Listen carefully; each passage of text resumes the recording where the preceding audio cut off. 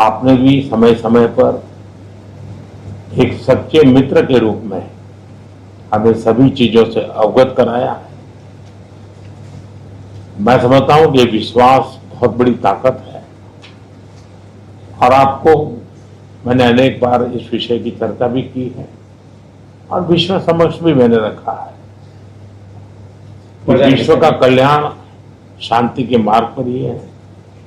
हम सबको मिलकर के शांति के रास्ते तलाशने चाहिए और पिछले दिनों जो प्रयास चल रहे हैं, मुझे पूरा विश्वास है कि विश्व फिर से एक बार शांति की दिशा में लौटेगा। एक्सेलेंसी, पिछले दिनों विश्व समुदाय के सभी नेताओं से जब भी मेरी बात हुई और उन्होंने जब विस्तार से मेरे चर्चा की, मैंने हमेशा कहा है कि भारत न्यूट्रल नहीं है, भारत का पक्ष है और वो पक्ष शांति का है।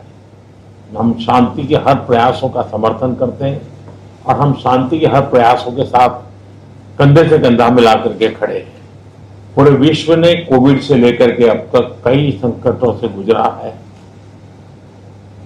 हम आशा करते हैं कि बहुत ही जल्द विश्व को चिंताओं से मुक्ति मिलेगी और एक सही दिशा में प्रगति के राह पर विश्व समुदाय को एक नई आशा पैदा होगी।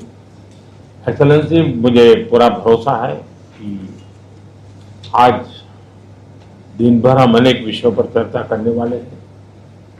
भारत और रशिया के आर्थिक संबंधों का अधिक विस्तार हो, हम नई नई ऊंचाइयों को प्राप्त करें, ऐसे बहुत ही आशावादी आउटकम के साथ हम हमारी इस मीटिंग को आगे बढ़ाएंगे, ये मेरा पूरा विश्वास है। माय फ्रेंड, मैं फिर से एक बार आपका दिल से बहुत बहुत स्वागत करता हूं।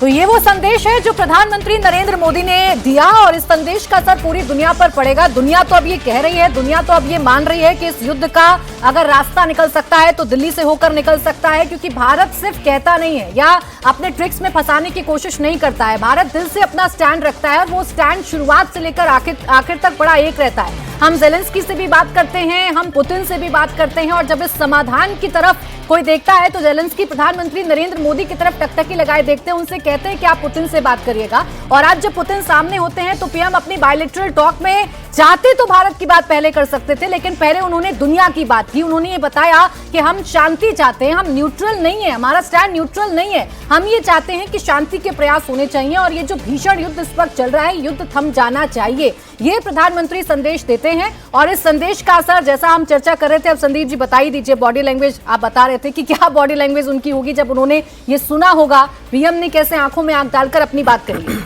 वो प्रेस कॉन्फ्रेंस करेंगे जैसे कि हर 10 मिनट पे प्रेस कॉन्फ्रेंस करते हैं और कहेंगे कि मोदी मेरे फ्रेंड है, पुतिन मेरे फ्रेंड है, क्योंकि फ्रेंड से फो कब हो जाते हैं, सुबह फ्रेंड और शाम को दुश्मन।